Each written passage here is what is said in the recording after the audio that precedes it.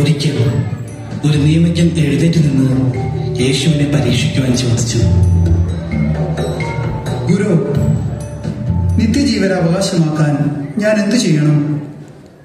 നിയമത്തിൽ എന്തെഴുതിയിരിക്കുന്നു? നീ എന്ത് വായിക്കുന്നു? നീ നിന്റെ ദൈവമായ കർത്താവിനെ പൂർണ്ണ ഹൃദയത്തോടും പൂർണ്ണ ആത്മാവോടും പൂർണ്ണ ശക്തിയോടും പൂർണ്ണ മനസ്സോടും കൂടെ സ്നേഹിക്കണം. നിന്റെ അയൽക്കാരനെ നിന്നെ പോലെയും. നീ ശരിയായി തന്നെ ഉത്തരം പറഞ്ഞു. ഇതനുസരിച്ച് പ്രവർത്തിക്കുക, നീ ജീവിക്കും. എന്നാൽ തന്നെ തന്നെ സാധൂകരിക്കാൻ ആഗ്രഹിച്ച് നിയമജ്ഞൻ യേശുവിനോട് ചോദിച്ചു, ഗുരു, ആരാണ് എന്റെ അയൽക്കാരൻ? ഈ ചോദ്യത്തിന് മറുപടിയായി ഈശോ അവനോട് ഒരു ഉപമ പറഞ്ഞു.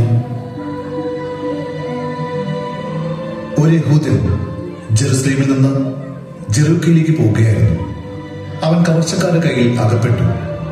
അവർ അവനെ മർദ്ദിച്ച് അവശനാക്കി വഴിയിൽ ഉപേക്ഷിച്ച് കടന്നു കളഞ്ഞു.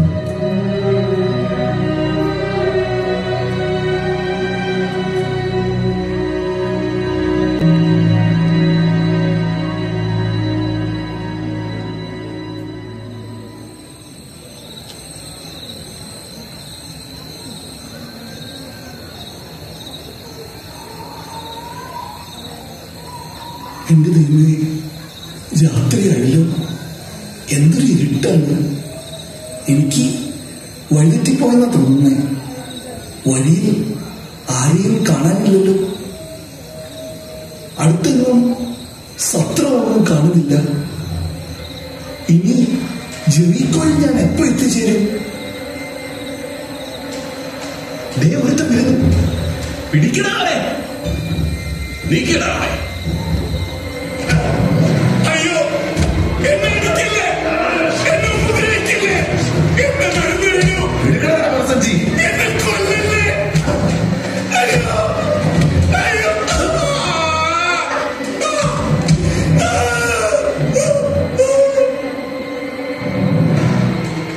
ഇവൻ ചത്തു തോന്നുന്നു.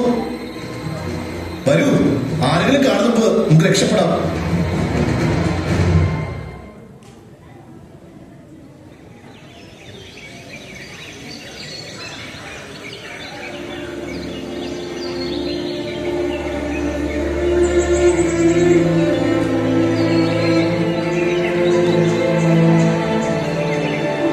അയ്യോ, ഇതാരാണ് കിടക്കുന്നത്? കള്ളന്മാർ ഉപദ്രവിച്ചതായിരിക്കും. മരിച്ചെന്നാ തോന്നുന്നത്. ബലിയർപ്പിക്കാൻ സമയമായി. ഇനി ഇതിന്റെ പിന്നാലെ നടക്കാൻ എനിക്ക് വയ്യ. ആരും എന്നെ കാണണ്ട. പോയേക്കാം.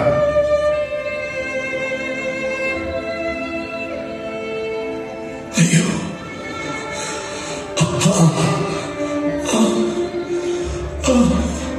വെള്ളം, വെള്ളം.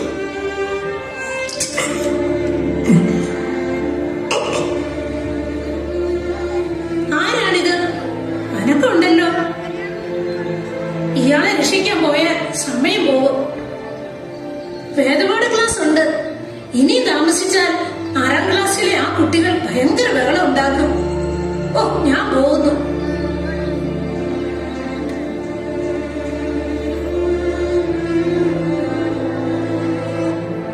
എന്നെ സഹായിക്കും, സഹായിക്കും.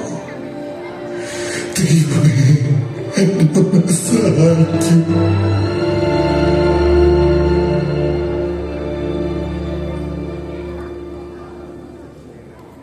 അപ്പോൾ ആ വഴിയിൽ ഒരു സമറിയക്കാരൻ വന്നു.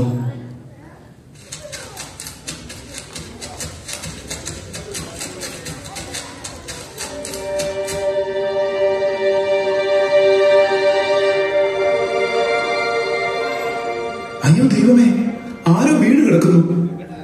ദേഹം മുഴുവൻ മുറിവുകളാണല്ലോ. നന്നായി രക്തം വാർന്നിരിക്കുന്നു.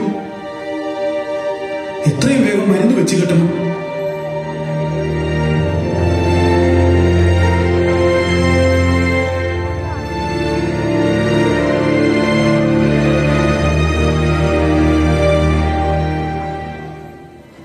അടുത്തുള്ള സത്രത്തിലേക്ക് കൊണ്ടുപോകാം.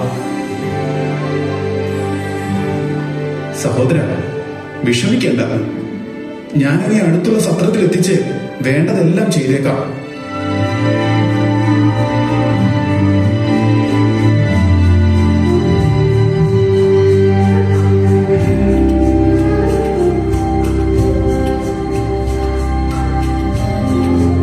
കവർച്ചക്കാരുടെ കയ്യിൽ അകപ്പെട്ട ആ യഹൂദനോട് ഈ മൂവരിൽ ആരാണ് അയൽക്കാരനായി വർത്തിച്ചത്? അവനോട് കരുണ കാണിച്ചവന് നീ പോയി അതുപോലെ ചെയ്യുക.